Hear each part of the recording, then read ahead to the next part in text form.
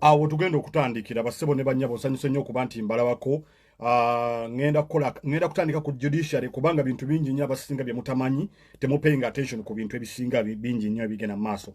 Tubali tuwogera ebbanga ddene nga tubagamba nti ekintu kya mwami Museveni ekintu kyonna kyonna kyavunda ne kiggwawo. Juzi twawulira waliwo information eriwo, waliwo omusajja bamuyita Bat Katurebe abadde Chief Justice oba omuntu abadde akulira ba judges mu Uganda, ya retiringa which is almost about a month plus ago.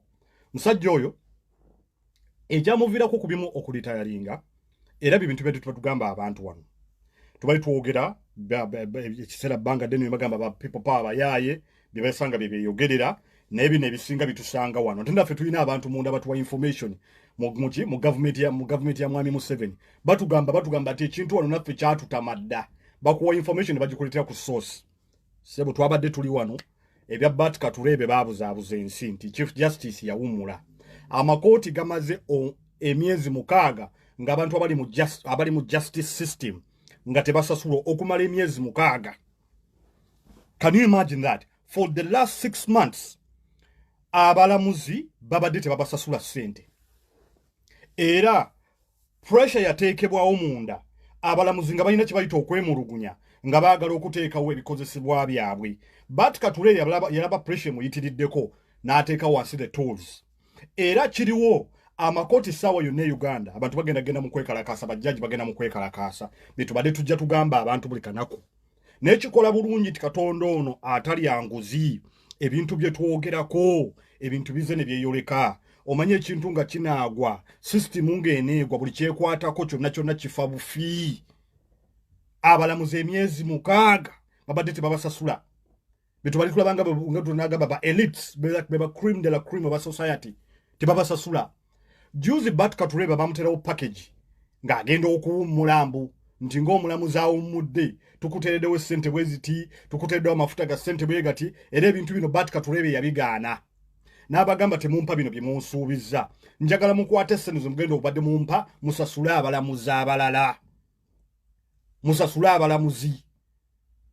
Eno information sife tugikola, fe tumanufacturing bintu byetwogerako, wabula byetwogerako bye bintu ebibadde birabika nti babadde banyigiriza lulyo w'ennyanya, banyigiriza wa boda, banyigiriza wa abadde akola mu paaka, banyigiriza akola mu dduuka, banyigiriza omukazi abadde agenda okuzaala n'abanga azaalira mu kkubo. Naye olunaku olwaleero nti n'abalamuzi abantu betubadde tulaba mu society nga tubeegomba nabo babonaabona bali bubi nnyo. Ate ne kino ekintu ekyatubadde tujja tukyogerako, abantu bonna bali mu bizimbe by'abasajja bano bannayuganda, njagala babanje ssente bannayuganda musituke kubanga mubadde muyitiridde okubeera too comfortable naye nga ate munyigirizibwa. Munnayuganda akaaba eno ne munnayuganda y'omu bateekawo programu z'abamafia n'azigendamu. Bat Katurebe abasajja baasoma ebitabo, pressure yamuyitiriddeko. Museveni bamugamba ssente ziri luddawa, ssente baazeewola kukola mu bintu birala, ssente teziriiwo. Abalamuzi ebintu byonna babiteeka wansi. Kakati gwe abadde alina ekintu kyonna ng'obadde olina ekintu kyagala okukola oba olowooza nti system eno ekyaliwo ekyalina kyegenda okutuusaako. System ya Museveni tekyalina kipya kyeyinza kukuwa. There is nothing new that the system is going to do for you. Tekikyaliwo. System eno yonooneka, buli kimu kyekwatako kyonooneka. Enalimulinga bw'olaba omunnyo tegusobola kugusembereza n'amata. Buli kimu kyokwatako kifa, buli kimu kyebakwatako kifa. Era mwami Kyagulanyi akugambye, Robert Kyagulanyi akugambye ku CBS abadde ayogera ne Medi n'amugamba ati Medi tewakyaliwo government Uganda, government ye Museveni yasalawo buli kimu. Naye olw'okuba nti government is too big, the government is too big nti omuntu omu tasobola kubeera nti ye institution ye judge ye jure yasalawo ku buli kintu kyonna. Ensi neetagongobala, ensi yagongobala. Abasirikale mubalabye, abasajja bonna Abaganda nkiddamu, bamejja bonna Abaganda bonna bagenze babatta, bamejja bonna babaddemu. Tutandikirewa Katumba wamala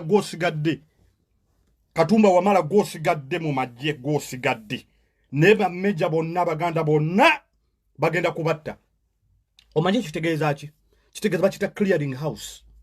They're trying to clear house okuleta kitamani kya Museveni kinacho kije kipuga na Uganda. Nenga tebagala kusanga oba meja bakadde kubanga abasajja abakadde babera big headed already baina preconceived notions babera nazo. Ngabo manyi kiringa kutwala company nga company mbade mu manager nga musajja mukadde. Company no jiguloba no jiginota niko jiddukanya. Ebisere bisinga abakadde baba bakorruptinga kyoyagala okukola. Okitegeera tutandikidde ku judiciary te utagama tugo owulire bameja bonna baganda abalwana mu nsiko lwaki baganda bebafa why do you think baganda bebafa okusinga tamale mirundi ajja nembagamba ebintu bisatu bigenda mutukako wabanga ali kwalali nembagamba nti tamale mirundi ajja kufuna accident bajja mutega accident batamutega accident bajja kumusiba obajja kubena mu exile onako olwalero ku macha abadde mu accident ebadde gena mu malawezana bamafia bali bamukubye mmotoka buli muntu yenna threatening status quo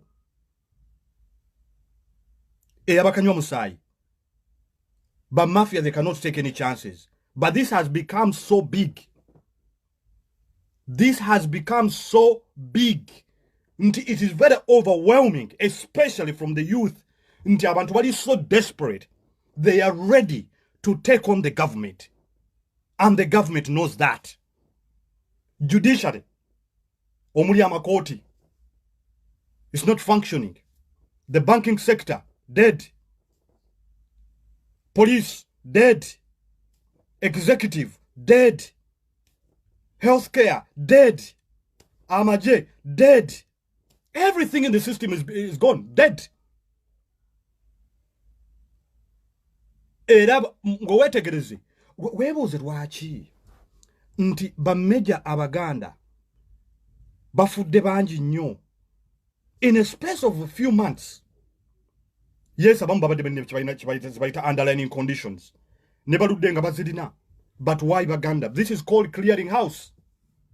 Omutaba ntajja kujja kusobola kutuula ne bana abasajja Museveni akimanyi atule nabo basobola okutuukiriza ebigendererwa byabwe nga abasajja baganda bameja bakyaliwo mu maje. Katumba wamala gwosigadde nga nawe ojja kugenda nabagamba wano okujjako ng'oli muntu ng'obelonging to that family okumanya eyo family ya kisiraani okumanya eyo family tena kitu nemo bonyine nyiri yabe bewasaamu nti omwana wa Saamu Kuteesa yawasa muwala wa Museveni mutabani wa Museveni nawasa muwala wa Saamu Kuteesa tebalina muntu yenna tebasobola kukkiriza mwadde okuwasaamu omukazi ab'Abanyarwanda tebasobola. Katumba wamala you either have to stand with the people or you're going to end up in your grave. You're either ogenda kuyimirira n'abantu n'amaanyi ag'abantu oba ogenda kukkakkana nga naawe bakututte ettaka bali kuyiyeeko nga bali bayiye kwani kwono omwami yakafa ono meja yafudde gulu meja Mukasa tebanabana kuyitawo mwezi mulamba gundi yayo yafa. Kasirye Gwanga yes yayina ebizibu bye yayina underlying condition naye okufa kwe kwali kulina kibayita forward play waliwo ekintu ekitali kituufu kyovola nti ne postmortem nti basigala kabuli bagikuuma paka lwana avunda ne mu busiru bwabwe tebakimanyi nti n'omuntu ne waba avunze basobola okugyayo bone marrows ze basobola okugyayo obusomo bye ne babutwala obusomyo obuli mu magumba ne babukebera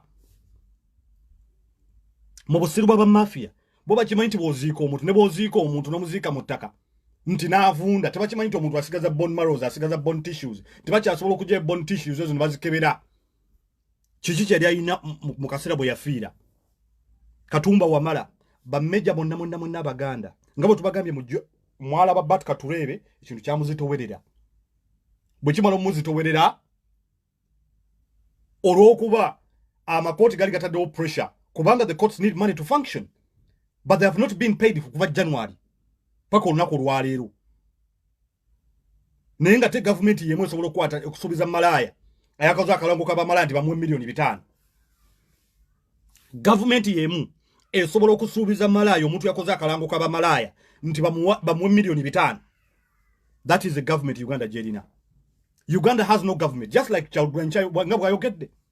Museveni ya buli kimu nti Kyagulanyi ageza n'akugamba nti basobola okulaba omuntu ng'afiiridde wali accident patron etwala okumala essaawa 2 nga tenda bakujjawo omuntu oyo wadde ne ambulance wali ambulance emujjawo naye babazze okutaanuula abantu abaggoberera Bobi Wine patrol 12 zisobola okujja within the end of 10 minutes nenga bajja kukola ki waliwo scenario ziri bbiri omu afiiridde ku kkubo tebasobola kumupiikingawo waliwo omulala Kyagulanyi ali mu mmotoka ye alina abavubuka bamugoberera abavubuka bano Kyagulanyi talina kintu kyabawa takirina naye ate patrol zisobola okutalinga patrol 15 ku Kyagulanyi omu naye ng'ate waliwo oli afiiridde ku kkubo wali amazeewo essaawa 2 bakubira poliisi esaba n'okusaba amafuta ejjeemugjewo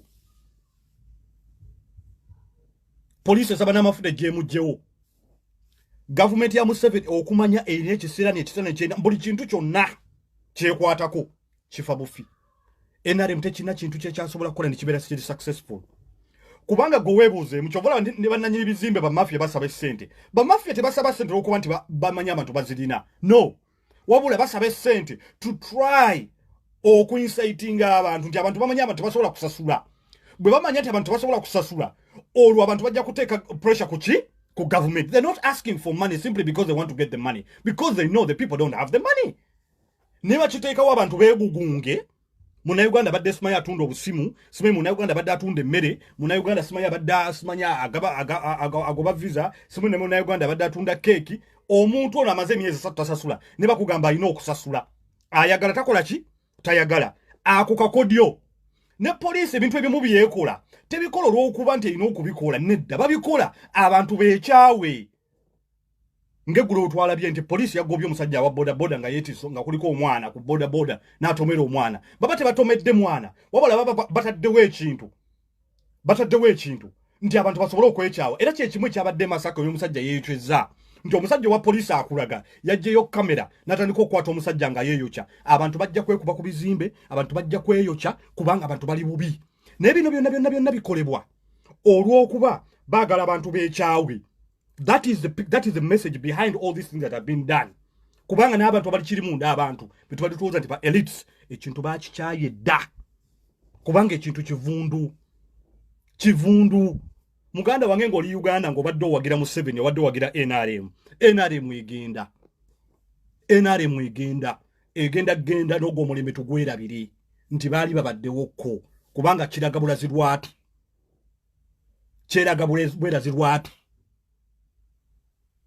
NRM is going gwe yagala Ghana enkyukakyuka Katonda nga naleta enkyukakyuka ye mu bantu nga naleta enkyukakyuka y'abantu abawamu bwe bitu bwe bijja ebintu bitandika okwonooneka nga buli kintu kyonna kye bakwata ku program gye bakwatako ebifa bufi judiciary eri under review naye kati Museveni akakodo kayagala okukola nti ayagala kusindikayo ab'amagye abaasoma amateeka be baba bafuuka bajjaaji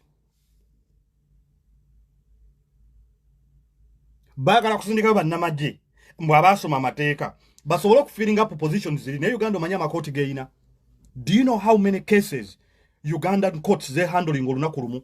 Omanyi backlog ya cases eziriwo nti bamaze okuva mu guno lwasooka mu January paka olunaku lwali sibasasule kyekyaviiriddeko Bat Katurebe okulekulira Bat Katurebe walekule kubanga pressure ye muyitiriddeko Chief Justice pressure muyitiriddeko nti wayi twagala ssente bajja kuziba wenca twagala ssente akubira mukama w'essimu Museveni amugamba ssente ziriiwo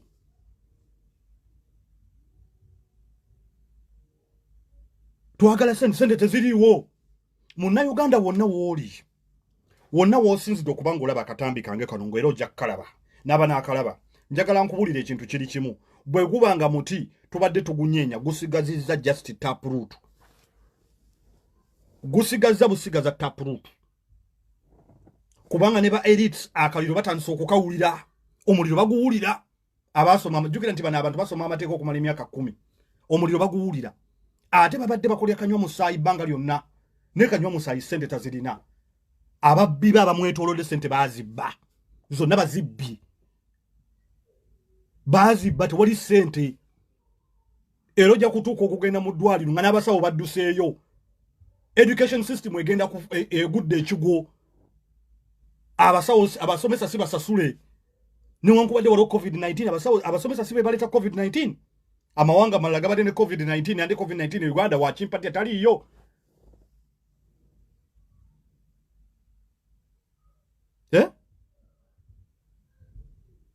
amawanga amalala gabadde kibayita COVID-19 atenga waddala we Uganda COVID-19 taliyo abalwadde badde balaba mu ddwaliro nga balajana bagamba batuteeka muno tetuli balwadde yadde abalwadde mwabalabye nga bakuba pressure up mu ddwaliro nga tekuli yadde n'omuntu n'omulwadde wadde naago teri COVID-19 Uganda gwosiba oti abantu mu nyumba yaabwe ate noleka trailer ezireeta obulwadde ezivuga obulwadde nti zingire mu nsi. Something does not add up. Waliwo ekintu ekita adding up gwe n'osiba abantu mu nyumba abatalina COVID-19 kati ate n'ovaawo n'ogamba nti ate abavuga trailer babalesa obulwadde nga baliyo basibidde mu nyumba abantu. Something doesn't add up. Museveni ani alowooleza gavumenti yo? Ani alowooleza gavumenti ya Museveni eno? Museveni abakulowooleza baagala ogwe era ogenda kugwa kuba abadde bakuwa butwa. Ekintu mwekenyini mukiriridde gwosibye abantu mu mayumba ntibagala COVID-19 atambule. Wabula bitrailer bodo zigudde onti trailer ziyingize ebyamaguzi. Baliyo basibidde mu nyumba abatalina COVID-19. Obasibidde mu mayumba. Wabula ate trailer nti mbwezireeta obulwadde zo zikkiriza nti ziyingire ensi zambuze ebyamaguzi. Who is fooling who? Ani afuulinga ani? Ani akulowooleza Museveni ne gavumenti? Ani alowooleza gavumenti ya NRM?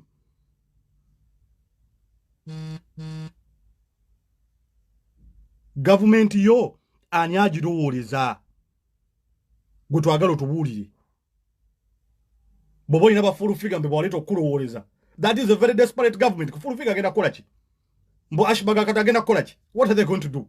This shows you the desperacy. Chikulaga engeri how desperate this government has become. Right now you've lost the judiciary. You have lost that. Kubanga, you cannot keep people in courts without paying them their salaries. You can't. These people have bills. Atina abali mu makoti abakola mu makoti ba judges ne ba court clerks. Now it is high time you wake up to what the reality is. Because this is exactly has been the people's cry. The whole system, the owners of the country are coming back for that country. But nanyininsi bakoma out to claim back that country. Mu bulungi oba mu bubi. Museveni tujja kutwala mu bulungi oba mu bubi. All means necessary tugenda kutwala. Nenga tetugenda kulonda bakulembeze nga tukosa scientific election kuba twali tukulonda tetwakosa scientific means okuteekawo. Omuntu yenna ng'oli Uganda nsiba nkibagamba wano government efugira ku bantu biri ebintu bibiri. Government yakanywa musaayi efugira abantu ku bujega nefugira abantu ku kibayita fear. Ebyo ebintu abantu bagenze babyo overcominga kubanga omuntu atalina mmere akugamba risk confesses ninga tugenda kunkumira mu nyumba kubanga bintu by'abantu babiraba gwotusibira otya mu mayumba n'otugamba nti tweka COVID-19 naye ate n'okkiriza loole zireete emmere zimuyingize ki ziyingize COVID-19 mutugamba nti batestinze abantu batulera abantu basize okutestinga na 80% of those people mbu naye ate bamala batestingire Uganda bamala bata okuva Uganda bagenda okudda Kenya nga tebalina COVID-19 bagenda okudda Tanzania nga COVID-19 bawonyedda. Ani afuulinga ani? Who is fooling who? Ani afuulinga ani? Ba mafia ekintu kya COVID-19 kyo okujja kunga mugenda kulimba baana bato nina abaana bato bakiraba. COVID-19 taliyo mute abantu bagende bakole. That is number one. Abantu babadde bakunganya mu kibuga okuva lubabata mu COVID-19. COVID-19 taliyo muleka abantu bagende bakube campaign. Museveni abaana bakulageko. Museveni gula wensi abaana bakulageko tukuswaze. Tola bantu babadde obba obululu kanaku kubanga bali bo badde obbako obululu mubadde muzanye nabo matatu. Bakulaga ku kadi ne wefuula ndi kati tozimanyi n'osala omuzannyo. Naye sumulula wensi abaana bakulageko. Bakulage ne bonooleta ababubalanga baana bo. N'abaana abo printing nga baana bo. Era bajja kugamba takalubaka kubaka kukubye tukukuba akalulu bulungi tumale kukuba akalulu bulungi enkera walo tukuteekeko empingo tukutwale mu kkooti n'abantu bo bonna musasule ebintu byonna bye mu bye Uganda basajja mmwe. You have to face justice. Mujja kufesinga justice oba simmwe onaabaana bammwe. Muhozo oli wa new generation. Muhozi, do you want to die with your father? Just like Gaddafi did. Gaddafi yafana abana be mwana wa Gaddafi omwali mukomera. Eno message Muhozi agenda war. You want to die with your father because your father is going. He's an old man. Either he's going to die in prison or agenda kufuna natural death one time. Bwabanga yaba dalo nti kesi ejja kufuluma mu gundi, ejja kufuluma mu State House. You are there to account. Oja ku accounting, you have to face justice. Saddam Hussein yafana abana be bonna. Ne bononyo muzukulu wa Saddam Hussein tosasola mufuna. Sooner or later, mugenda kufacinga justice. You will be answerable to everything that you've done to that country. For every crime, for every penny je mubye munseyo, mugenda kujisasulira. We muna bate musasuda abana bamwe bajja kusasula. Ekirungi nti bintu mubikoze Uganda will come for you when the time is coming. It's only a matter of